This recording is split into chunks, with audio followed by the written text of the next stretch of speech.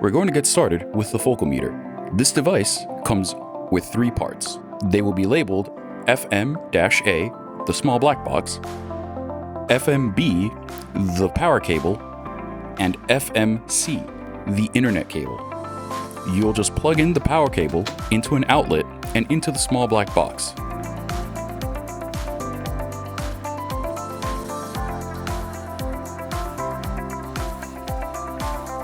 Then, the internet cable connects the black box to your Wi-Fi router.